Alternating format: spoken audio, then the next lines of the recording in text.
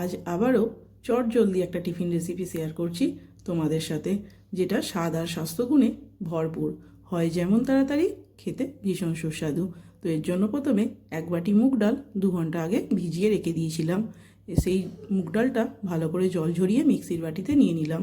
দিলাম ওর মধ্যে হাফ বাটি কড়াইশুঁটি, একটু ধনেপাতা, একটু কাঁচা লঙ্কা, আদা, একটা মিহি পেস্ট বানিয়ে নেব।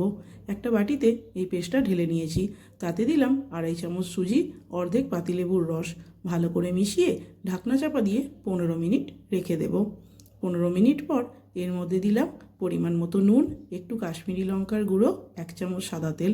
ভালো করে মিশিয়ে নিয়ে ওর মধ্যে দিলাম 1/4 চা চামচ ইনো, আর তার ওই ইনোটাকে অ্যাক্টিভেট করার জন্য দিয়েছি 1 চামচ ভিনিগার। ভালো করে মিশিয়ে নিয়েছি। একটা থালায় আগে থেকেই তেল বুলিয়ে রেখে দিয়েছিলাম, তার মধ্যে ঢেলে দিলাম এই মিশ্রণটা। একটা কড়ার মধ্যে আমি জল ফোটাতে বসিয়ে দিয়েছি। ওই মিশ্রণের থালাটা নিয়ে কড়ার ওপরে বসিয়ে ঢাকনা চাপা দিয়ে 10 মিনিট হাই ফ্লেমে স্টিম করে নেব। 10 মিনিট পর ঢাকনা খুলে পাত্রটি নামিয়ে নেব।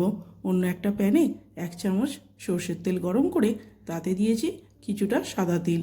ভালো করে ভেজে এর ওপরে ছড়িয়ে দেব।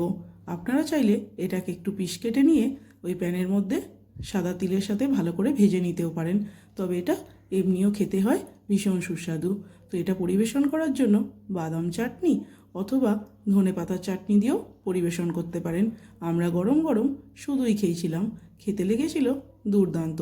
তো রেসিপিটা তোমাদের কেমন লাগলো অবশ্যই কমেন্টসে জানিও, আর বাড়িতে বানিয়ে জানিও কিন্তু খেতে কেমন হয়েছিল।